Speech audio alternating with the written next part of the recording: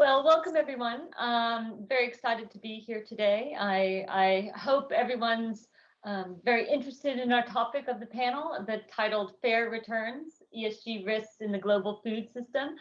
My name is M.Lettini, and I'm the Executive Director of the FAIRR Initiative. We have a fantastic panel here today to talk about food system risks.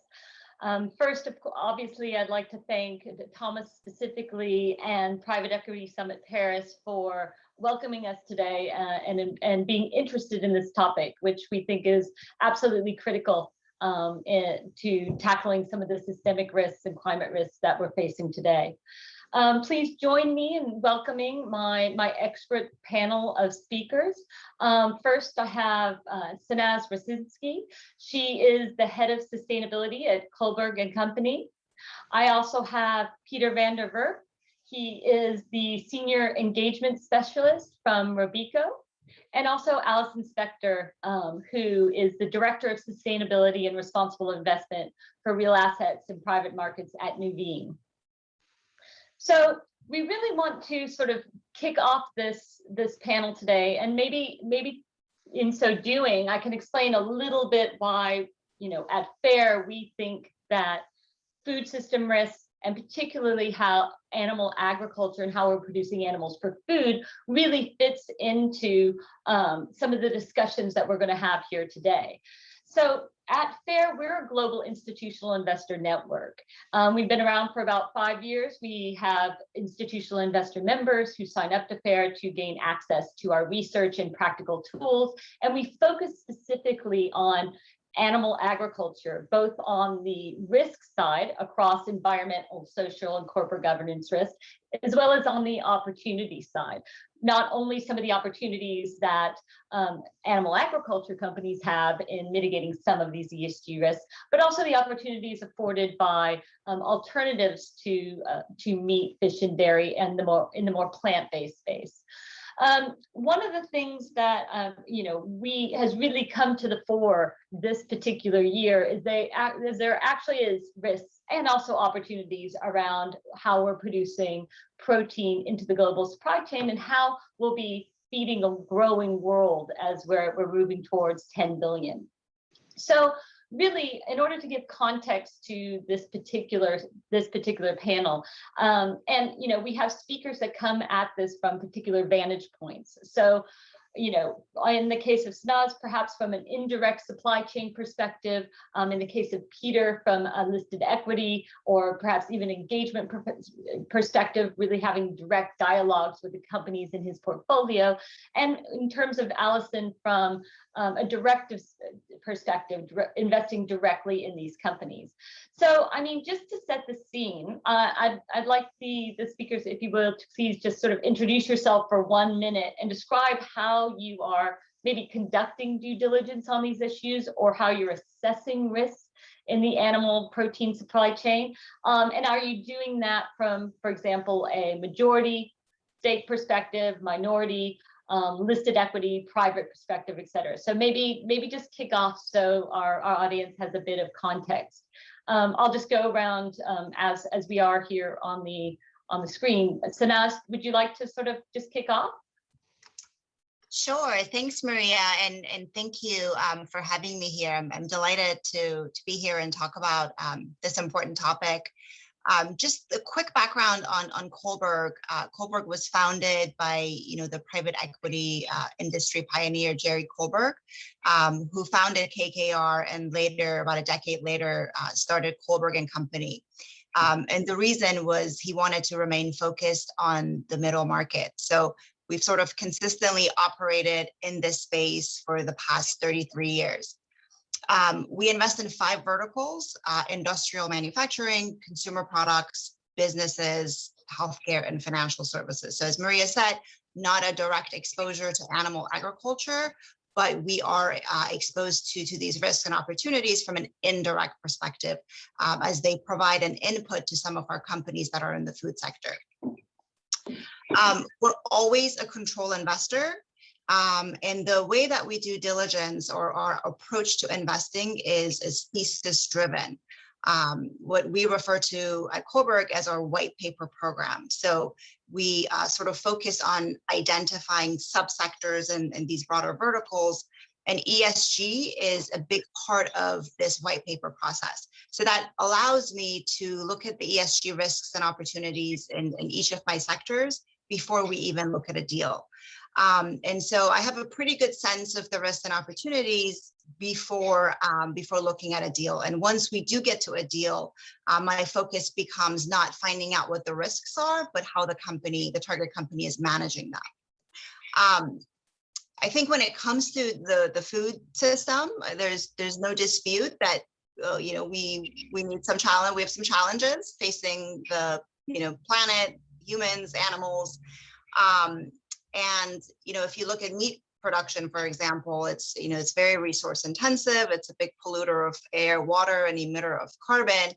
But at the moment, the products are, the producers are not really paying a price for these externalities. And we think that at some point there will be a price, whether it's in the form of taxation or other means. And so that'll have an impact on our, again, input prices for some of our companies. So our base starting point for diligence is SASB, but we often complement with sector-focused research, and the FAIRR is a great source of lots of research and information. I recently reached out to Maria as I was looking at eggs specifically, and she sent me a report that was all about egg production and the risks in the egg sector.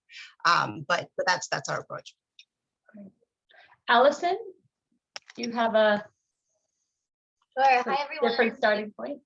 Yeah. Hi. Thanks so much for having me. So I'm Allison. I'm a director of responsible investing at Nuveen, covering real assets and private markets, as Maria mentioned. And for those of you not familiar with Nuveen, we are a large investment manager wholly owned by TIAA, an institutional investor here in the US that provides financial and retirement services to teachers, healthcare professionals, and nonprofit workers in the US. We have over 1 trillion in assets under management, including about 8 billion in farmland and agribusiness. And today I'll talk specifically about our private equity agribusiness strategy, which makes minority investments in founder and family-owned companies, mostly in the US, but also some exposure in Australia across the food sector. We do have direct exposure to animal agriculture, the topic for today, in livestock, dairy, and poultry products, and we're currently exploring other adjacent sectors that are interesting, such as feed and also biogas digestion on dairy farms. Sustainability is embedded in all that we do. It makes business sense. It makes environmental sense. And that starts at the screening and due diligence stage. So we screen every investment for ESG risks and opportunities, as well as increasingly climate risk and opportunities. We have a proprietary ESG scoring tool that leverages third-party frameworks, but really is customized to the strategies in which we invest. And we use that to identify risks, sort of score how well companies are managing those risks, and then relate that information to financial performance and underwriting decisions. All investments go through an oversight committee also that screens for operating risks related to ESG and climate. And then after we invest, we do engagement, even as minority investors. You can leverage the firm to add specific value. So right now, a lot of the focus, as you can in and securing worker health and safety, as well as animal health and safety, doing a lot of work with our portfolio companies on carbon footprinting and helping them sort of bolster their own businesses as we transition to a low carbon economy, which obviously helps us as a manager and our clients as well. So I'll pause there, but happy to go into detail to the panel. Thanks, Allison. And then, Peter, do introduce yourself. I mean, Peter has been a long time investor member of the FAIRR initiative and has been working on animal agriculture issues, since we've met. So a fantastic addition to the panel. Thank you, Maria. So Rubico is a global asset manager. primarily focused on listed equity and credits and some sovereign bond investments. And throughout all of these different asset classes, the focus is very much on identifying where sustainability risks are, and then particularly also with the meat and fish supply chain, we've been focusing very intensively over the course of 3 years on engaging with those companies on topics such as animal welfare, deforestation, labor practices. Obviously, last year very much in focus with the meat packers in the US, but also in Europe, and also looking into innovation management. So how are they capturing some of the opportunities on the alternative protein side? So from that perspective, have been working with FAIRR in many different programs and have seen a lot of progress over the past 5 years. Yeah. Well, thanks. Very exciting. And I think you've all sort of touched on maybe the two main topics I think we're going to try to hone in on this panel. And I think that have really sort of shined through in the COVID crisis. I mean, one of the things, and Peter, you mentioned it most recently, that really came to light through, the epidemic is, health and safety risks and what happened with the meat processors early on and still continue to this day. And that what really sort of shined the light there is that, when we think about how we're producing animals for food, there's many animals that are passing through the system, and there's humans that are involved in that type of processing. And when we made it through sort of the real spike in cases in this system, what I think investors and even ourselves started thinking about is how this really started shining the light on the fact that these animal systems actually can be vectors for not only spread of diseases like COVID, but other viruses and bacterial infections, and in fact, things like antibiotic resistance. And, many of the audience members may not know, but, antibiotics are used within animal systems across the world. And the use of antibiotics, and in some cases, the overuse of antibiotics has led to an increase in resistance from bacteria to many of the antibiotics that we use, not only solely just for animals, but also that we use in humans. And so what I'd actually like to sort of explore a little bit, and given you guys have all worked quite closely with some of the companies thinking about this really what could be the next big epidemic, and what the WHO and OECD are now saying that it could significantly impact levels of GDP, overall economic output up to the likes of 10 trillion by 2050. This could be a serious issue. So, I mean, how are each of you looking at this issue, if you are? And is it critical to manage right now from a due diligence perspective? And how are you doing so? And maybe maybe we'll start with you, Allison, because you're maybe closest to those farms that perhaps are using antibiotics. Sure, yeah. So I think it goes without saying that we always aim to minimize the use of antibiotics, and we screen for that before we invest in companies, and then obviously monitor, engage on that issue throughout our hold period. I think our approach to antibiotic use goes beyond simply meeting relevant federal regulations and industry standards. So we pursue best practices in product quality and safety, because what we've seen and what we sort of try to prove both anecdotally and increasingly quantitatively is that also ends up hitting the company's bottom line and helps us expand access to different types of markets and consumers. So just as an example, in our livestock operations, all feed rations are reviewed by nutritionists and veterinarians to optimize the health and production efficiency of our animals. We have strict protocols for monitoring animal health and medication use, and our employees are trained on these approaches as well, and sort of are in alignment that these approaches result in healthier animals and this higher quality product that has better access to markets. And so we also just measure our antibiotic usage, and in 2020, last year, it was 42% lower than the national average. And so those are stats that we'll continue to monitor, again, pre-investment and then also post-investment, to understand, if ideally, at least we've maintained, if not improved relative to the baseline in terms of value add as an investor. I can pause there. I'm happy to talk more about poultry or other aspects of healthcare.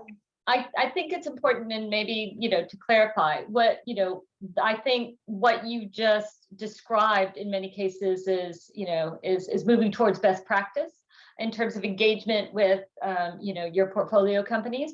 In many cases and in many parts of the world, we are seeing use of antibiotics prophylactically, and meaning routinely, and given in feed and water to animals in order to support their growth and to make them very quickly get to those slaughter lines.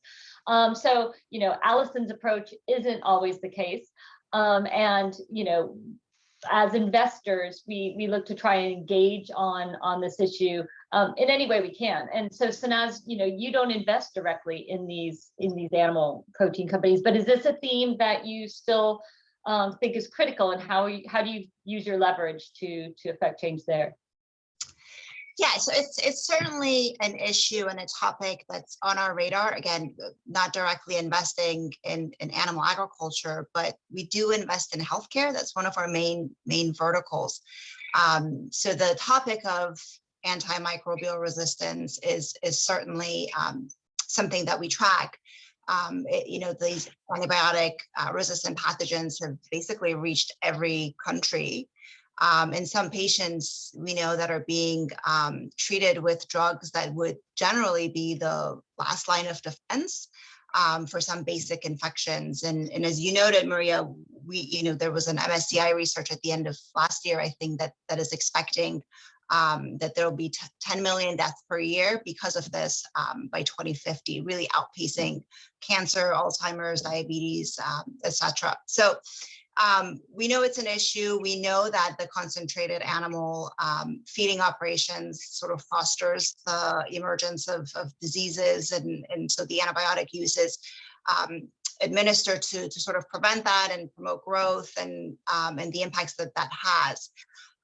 What we try to do, is to work with our companies to source their dairy or poultry products or meat from producers that have practices like Allison mentioned. So it's sort of through engagement of the companies with their suppliers in making sure that the antibiotic use is at a minimum, that they do have vets on site, as Allison said, and that there is a strict process to monitor antibiotic use. The other thing I'll say related to this is that we also look at this sector from a demand perspective, right? There's this rising awareness about health implications of consuming too much animal products, especially if they're mass produced. So one of the things we do is look at the products of some of our companies and think, is there a way to produce the same thing with dairy alternatives, for example? Or what would a further decrease in demand for dairy would have on the products of our companies? Yeah, and maybe from my side to chime in, Maria. So what we really focus on is also the consumer perspective on this question. So, and that obviously goes to all of the consumer staples companies we would invest in that have exposure to one of those supply chains. And you typically see that there is really an increase in awareness on the risk of overuse of antibiotics, so that this is something that does get reflected. And I've seen companies really move on that over the past 6 years since we have pointed them at these risks, which really started with some of the larger sort of quick service restaurants that obviously are sourcing large volumes of meat products and concerns there. But at the same time, I've also really been pushing for those alternative protein products because that's where we actually see much healthier margins, where we see a lot of the environmental benefits. It's on trend, and it's really also where we see that some of the companies that typically were in animal protein, some of them were really quick to embrace it and said, well, we can do alternative protein as well. We can be a protein a producer of choice for consumers, whereas others were much more conservative and said, well, this will never come to the same quality and our consumers just don't want this. And therefore, we already saw that some companies were much better prepared to take on these sort of consumer perceptions. And I think that ultimately will be a very important driver, with one other topic that I would like to mention, and that's on biodiversity. So we're doing a lot of work at Rubico on defining how we should also limit our negative impact on biodiversity over all of our investments. And obviously, livestock and agriculture in general has a very large impact and dependency on biodiversity. So from that perspective, I do expect in the coming years a lot more in terms of expectations from the market, from consumers, and also from a regulatory perspective, that the agricultural and then specifically the livestock industry will need to be aligned with. So those front runners that are already working with these topics are much better positioned to deal with that those new expectations. Yeah, and I mean, I think you're going to see an evolution of that. I mean, on the biodiversity side, as you know, as investors and even companies understand what sort of metrics and data will be most useful to gauge where the industry needs to go. And we've seen that on the antibiotic side, right? I mean, initially, you know, along with you, Peter, and potentially you, Allison, you know, we have begun having these conversations both with the animal protein producers as well as the consumer-facing companies about 5 years ago now. And really, we've seen an evolution in understanding of what's needed and what will be required. And very much to your point, Peter, I mean, it's those who will be, you know, who are addressing these issues now, or even 3 years ago, that's going to be ahead of the game. Because as we've seen, it's the consumers who are really beginning to understand what and being much more aware and much more interested into what's going into their food, both for you know, human health reasons, and that might be the antibiotics that are in their food, and it also could be the nutritional components of what's in their food. And again, you're having these trade-offs, right, between animal protein and perhaps alternatives at the same time. That is really, I think, starting a very interesting and robust discussion with many of the traditional sort of meat, fish, and dairy producers that you hadn't had in the past. And you know, we've seen this move quite quickly, as you mentioned, Sanaz, on the dairy side, maybe even on the egg side, and now that's just sort of going across all of the different proteins that we're looking at in the market. And so very interesting. And again, I would add, and I think it builds on Sanaz's point, that this is a complex and also broad value chain. So there are many ways, depending on sort of what sectors you're engaging with, that you could be addressing some of these issues. I mean, we're talking about the meat, fish, and dairy producers primarily, but as Peter mentioned, there's the consumer-facing side and their supply chains. There's the healthcare side and how they're being affected. And there's the commodity side as inputs, as feed, amongst other things. So again, it's really a sector that can speak to everyone, and there's enough risk and opportunity here that we need to be covering. I don't know if anybody else has anything else to mention on antibiotics. I would say that perhaps many still would be surprised that antibiotics are used across proteins. We use antibiotics in producing fish in aquaculture systems. We use antibiotics in dairy systems. So you almost can't get away from it. And it's a real need to think about the structural production systems and how that's going to shift in order to be able to think about some of the alternatives to the system. Is that something you guys are also engaging on, maybe Allison or Sanaz? I mean, are we speaking to companies about what alternatives could be to the use of antibiotics in order to help support the immune system of animals? And I didn't maybe ask this question in our prep call, so free for all, go. Happy to pick this one up, because we indeed had selected a couple of specialty chemicals companies, really also looking into development of probiotics and other sort of gut flora, sort of health increasing feed additives that really then reduce some of the sort of structural needs that that farmers would have to apply antibiotics. So this is very promising. There is I think a whole sort of field of development that has been emerging, and also additional science on this topic.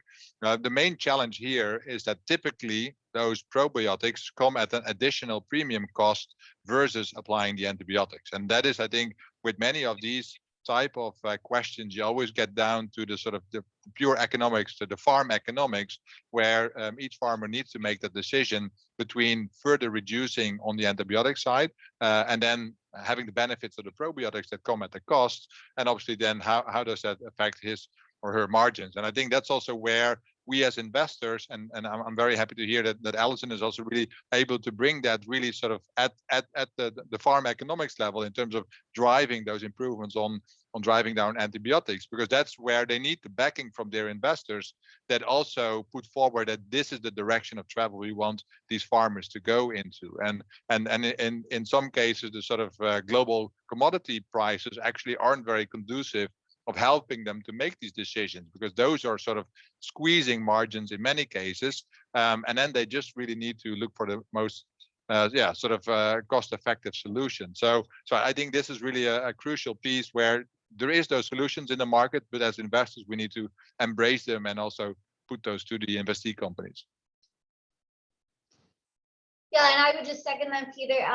You know, if we broaden the scope a little bit, we tend to think about all ESG risks in terms of sort of what the inherent risk is, and also how could we potentially mitigate that risk, and what would it cost us to mitigate that risk, or in this example, to find alternatives that would allow us to achieve, you know, business continuity and profits, as well as stay in line with emerging ESG best practices. And so we would do that on the animal agriculture antibiotics question. A lot of that, relates to the quality and type of feed. We think about feed, as you know, as well, from the emissions perspective and the carbon footprint. And so I think in terms of, thinking about how we manage ESG risks and what alternatives are available, we look at it from both the social and animal welfare side, as well as the environmental, like a holistic view. And I think we know, that a lot of animal feed, ethanol-based, soy-based, is also coming under, I would say, increased scrutiny. And so we try to engage our portfolio companies, not necessarily on these issues in a silo, but holistically, to see how we can achieve improvements across the board. I think that's a good point, Alison, and I shift to making sure we cover sort of climate as one of the topics here. Obviously, everyone is sort of laser focused on how do we address climate issues, and we know that agriculture and animal agriculture are huge contributors to emissions, as well as receiving a huge impact from climate as well. How do you all start thinking about climate risk, both sort of physical and transition in animal agriculture? And then, how have you prioritized that with your portfolio companies, whether directly or indirectly? Maybe we could start with you, Sanaz, just on the climate issue, because it's harder through supply chains, I would imagine. Yeah, and obviously, as you said, climate is extremely important. It's on everyone's top list of things to tackle and try to figure out. We know that agriculture is a big contributor to climate change, but it's also impacted heavily by climate change effects. So again, for us, it's indirect. But the way we think about it, if you look at physical and transition risk in the sector and how that impacts through the supply chain, our investments,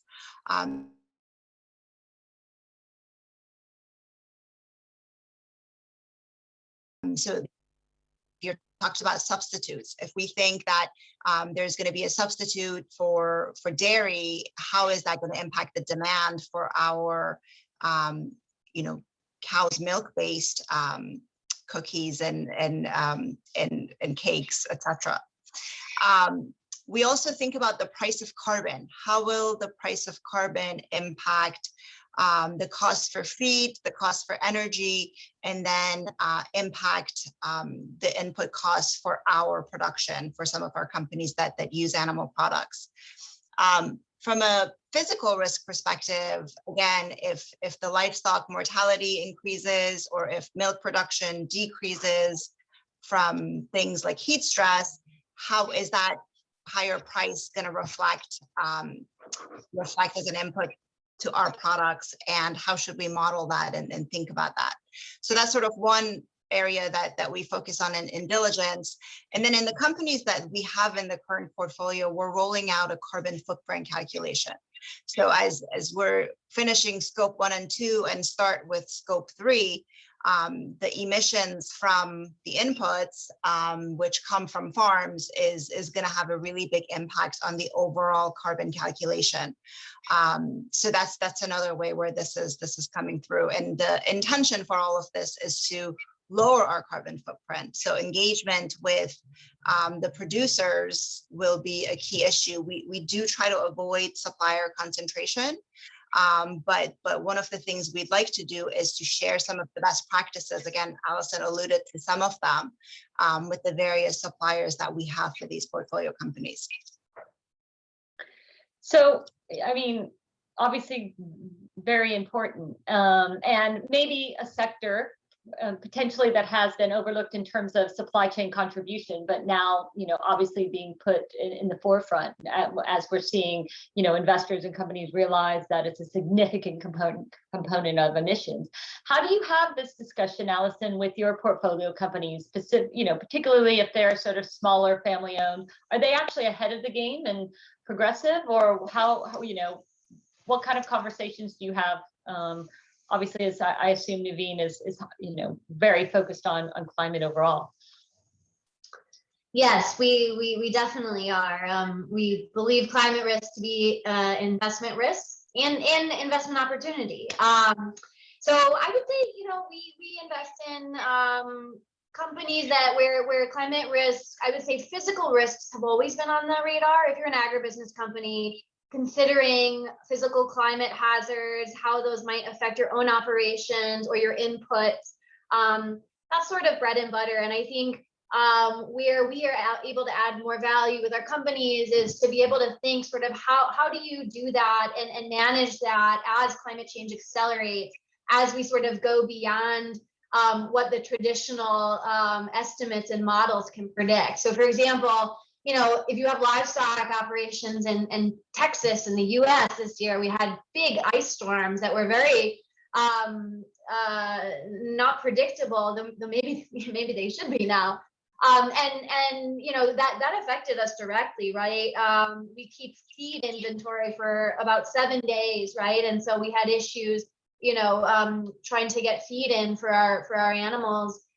It froze the water, and so you have to have ways like a backup generator to be able to defrost and melt the ice so animals have water to drink.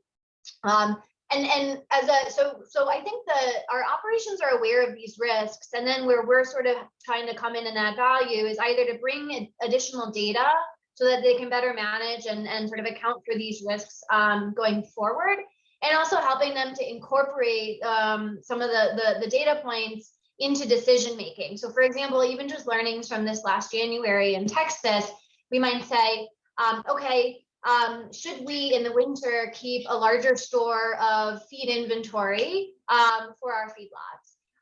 Or should we change the timing of when we purchase cattle so that we're trying to avoid sort of major storm seasons or more volatile weather? So that's on the physical side. On the transition side, we're doing a lot of support, basically bringing in consulting firms that are skilled in carbon footprinting and life cycle analyses for these very specific subsectors of animal agriculture. We've just completed a life cycle carbon footprint for our cattle operations. And what's very interesting is it's starting to provide us information about how we can reduce our carbon footprint and also how that relates to both animal health and ultimately like average daily gains or these sort of metrics that really do matter from that operational and financial perspective. And I think it's been a learning process with our portfolio companies, but they've been really engaged, and I think very much appreciate, being sort of seen or positioned at the forefront of some of their peers in sort of preempting and thinking about these issues that ultimately, will have an impact on their bottom line. Yeah, and I think, we have, about 5 minutes left, but I don't want to not discuss land use change. And I know, Peter, you've done quite a bit of work on this as it relates to climate. Do you want to touch on that? And I think, the other panelists would also probably have something to add. Sure, happy to do so. So land use change is really one of the core elements also in sort of how this sector screens out when we look at our net zero ambition that we have launched by the end of last year, and where we ultimately towards 2050 are working towards net zero investment portfolios. Along those lines, you obviously have oil and gas, you have utilities, materials, but then next to that and some automotives, you actually very quickly end up with some of the larger livestock producers from a land use change perspective that have a very large impact. And we've done quite a bit of work with the larger meat packers in Brazil on further understanding from a traceability perspective where that land use change is happening. And we've actually extended those conversations not only from the listed beef producers in Brazil, but now also to the government of Brazil, and together with a group of global investors are raising these issues where both in the Amazon, but also in the Sahara, when it comes to, for instance, soy production that often is used in animal feed, this land use change is really driving a huge carbon emission which obviously goes against also some of the national defined contribution that also Brazil has set towards the Paris Accord and also many other countries globally. So from that perspective, land use change is really a core element of how we're looking to arrive at our net zero commitments that we've set. Yeah, that's fantastic. And maybe just Allison, I know you focus quite a bit on land use change, and I'm keen to get questions, although I'm not sure if there's any coming in. So do please put some questions in the chat, or let the tech people know, so we can definitely get to some questions if there are any from the audience. So Allison, maybe you could talk a little bit about land use change, because I found it quite interesting when we were discussing prior to the panel. It doesn't necessarily avoid all of the countries, right? Like no one kind of gets left out, perhaps, in your approach. Yeah, it's interesting, and I think we're all learning, about carbon accounting, about sort of the market mechanisms that induce land use change as well. And so when we think about a livestock operation, or let's say like a feed operation, as Peter mentioned, even in the U.S., it's easy to say the U.S. is one of the most efficient beef producers.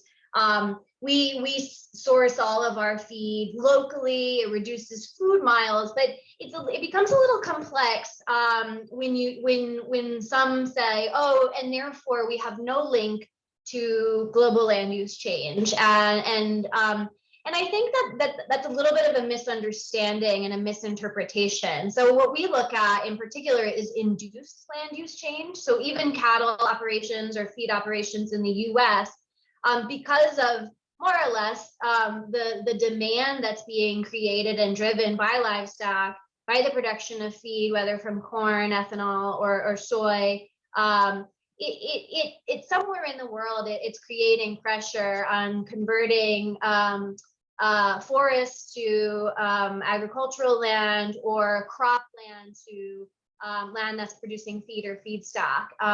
And so it's not necessarily the fault of livestock or any particular producer or operator where they're based, but I think we do struggle a bit with sort of what is the level of our responsibility in creating some of those pressures globally.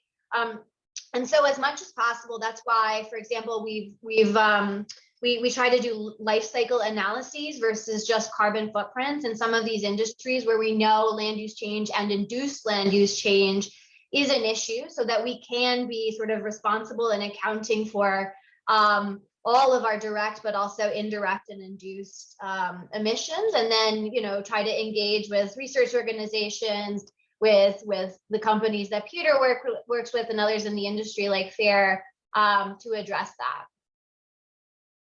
Any sort of final comments, Sanaz? I believe we're probably at time, but I wanted to give you sort of the final. Yeah, no, I was going to say this is exciting to hear from Allison, because we certainly are not at a place where we can go to the suppliers of our companies and ask if the soy they're feeding their farm animals comes from the Cerrado. But it's good to know that it's being captured in that scope 3 assessment that we're doing as part of our carbon footprinting. Well, I believe we've reached time. We're at 3:50. I would, unless we have any questions that any of the audience would like to be addressed, I obviously want to keep time and let our next panel take on from here. But if you would, please join me in thanking these expert panelists here today. Obviously, I'd encourage all of you on looking at this sector, any of the related sectors, to definitely reach out to Sanaz, Allison, or Peter if you need some guidance, have any questions. Obviously, the FAIRR initiative is a free to join member organization. All of our resources are free. You're welcome to get in touch with us. But I hope you found this discussion useful today. And again, thank you very much for inviting us to speak at the Private Equity Summit Paris.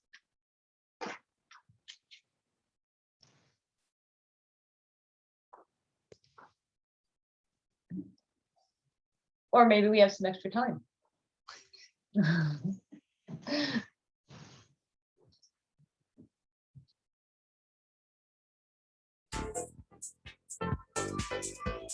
Is this us flashing up now? Yeah, I think it's a transition. So at some stage they will start with the countdown.